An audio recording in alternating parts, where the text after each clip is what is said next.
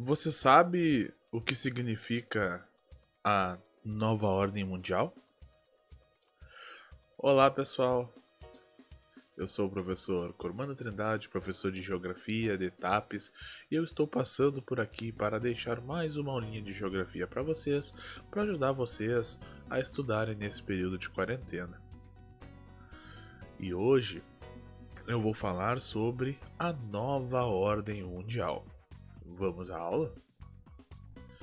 Para entendermos o que é a nova ordem mundial, primeiro nós temos que entender o que foi a velha ordem mundial.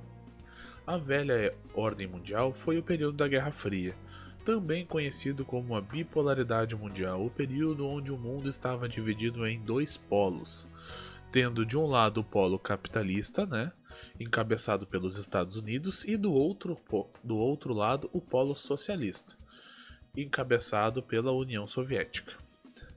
A nova ordem mundial, então, ela se torna um novo período na nossa história, que ele surge no período pós-Guerra Fria, após o término da Guerra Fria.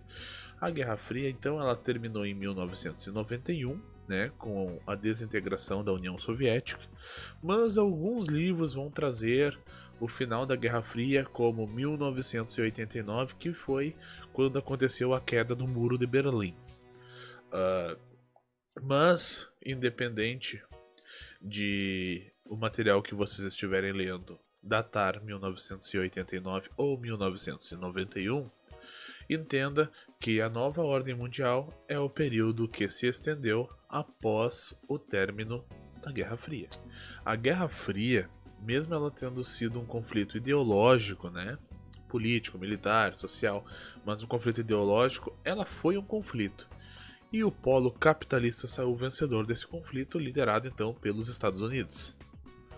Então nós tínhamos o mundo dividido em dois polos, sendo o polo capitalista de um lado e o polo socialista do outro. Com o polo capitalista saindo vitorioso, o polo socialista deixa de existir e agora nós temos apenas o polo capitalista regendo a ordem das coisas. Então hoje nós temos um mundo entre aspas, obviamente, capitalista. E aí vocês me perguntam, professor, então se o mundo tem apenas um polo atualmente, não significa que a gente pode chamar o nosso mundo de unipolar ou monopolar? Em partes, Se vocês estiverem falando sobre um olhar militar, com certeza, nós temos um país unipolar, porque nos critérios bélicos, Estados Unidos, então, maior potência mundial, lidera sem possibilidade atual de alguma nação ultrapassar os Estados Unidos em poderio militar. Porém, se nós formos analisar a nível econômico, aí nós temos uma concorrência, porque aí os Estados Unidos não vêm sozinho. Aí os Estados Unidos vêm, mas junto com ele surge então a União Europeia, que é um bloco econômico que da maior parte da Europa, composto pelos maior parte dos países da Europa, e o Japão, fazendo concorrência econômica aos Estados Unidos. Então, se vocês estiverem falando de uma coisa a nível militar, vocês podem dizer que o nosso globo ele está num período unipolar. Mas se vocês estiverem falando de economia, o nosso globo está em uma ordem multipolar. Alguns escritores, alguns professores vão ensinar vocês e vão utilizar o termo monomultipolar ou unimultipolar, porque aí está levando em consideração tanto os critérios militares quanto os critérios econômicos. Mas se em algum momento cair alguma questão a respeito desse tipo de coisa para vocês, leiam bem essa questão, porque se estiver falando apenas de um dos dois conceitos, pode acontecer de vocês caírem numa pegadinha e acabarem respondendo essa questão de maneira errada. Então, complementando, tratando o nosso globo como um planeta multipolar, nós temos então Estados Unidos, maior potência das Américas, nós temos a União Europeia, que é um bloco econômico, também tratada como a maior potência da Europa, e nós tínhamos apenas o Japão fazendo concorrência a esse nível como maior potência da Ásia. Só que nos últimos anos vem surgindo a China fazendo concorrência ao Japão. E logo teremos uma briga econômica entre os dois para saber qual dos dois seria a principal potência econômica da Ásia. Há um conflito econômico ali entre os dois. E pode ser que esta classificação acabe mudando, mas como nós estamos falando de um globo multipolar, e tanto faz se é o Japão ou se é a China, nós ainda teremos então uma potência americana, uma potência europeia e uma potência asiática. Mais alguns fatores a respeito da nova ordem mundial, de coisas que foram surgindo com a implementação dessa ordem.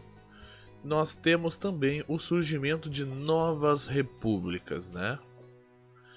E um exemplo de uma república nova, ou seja, de um país que surgiu após o fim da Guerra Fria, ou após o término da bipolaridade mundial, foi a Rússia.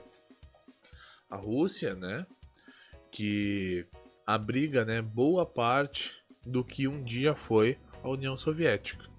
Outro detalhe importante de nós falarmos é que nesta nova ordem mundial a gente tem a implementação então dos processos de globalização. Eu não vou entrar muito a fundo a respeito da globalização, porque semana passada eu botei aqui no canal uma aula sobre isso. Se você quiser dar uma assistida, é só clicar ali no cardzinho e vocês podem acessar a nossa aula sobre globalização. Tá bom, pessoal? E eu tenho mais 2 aulas aqui no canal também, que são muito úteis para complementar esse estudo que nós estamos fazendo hoje sobre a nova ordem mundial. A primeira aula foi a primeira aula que eu botei aqui no canal, que é sobre blocos econômicos. O cardzinho também estará ali em cima. Porque é a partir da nova ordem mundial que nós temos então o surgimento dos blocos econômicos. Como por exemplo, a União Europeia, que eu acabei de citar no comecinho da aula, fazendo concorrência ao Japão e aos Estados Unidos. Como por exemplo o Mercosul, a qual o Brasil faz parte. E falando agora de termos um planeta, né, um mundo multipolar, economicamente, nós também temos uma mudança na configuração do globo, né? Uma nova regionalização que ela não é geográfica e sim apenas econômica, que é uma regionalização que coloca os países que são desenvolvidos a norte, independente de sua posição geográfica, e aqueles países que são subdesenvolvidos, que são em transição, que são mais pobres, ao sul, também independente de sua posição geográfica. Eu também tenho uma aulinha aqui no canal sobre esse tipo de regionalização e também estará ali. Se você quiser dar uma assistida, basta clicar ali e você terá acesso a essa aula. Então tá, pessoal, essa foi a nossa aulinha sobre a nova ordem mundial, espero que vocês tenham gostado. Deixar aqui os meus parabéns então para o aluno Lucas Pacheco, que venceu o desafio que eu propus na última aula. Lembrando a todos que quando eu atingir os 150 inscritos aqui no canal, eu lançarei outro desafio para vocês. E quando eu atingir 250 inscritos, eu sortearei um livro para vocês. No mais era isso, espero que vocês tenham gostado dessa aula. Curte esse vídeo, compartilha com os amigos, clica ali no sininho da geografia para receber o anúncio do nosso próximo vídeo quando ele sair. E eu sou o professor Cormano Trindade, esta foi mais uma Dica do Cormano e até a próxima!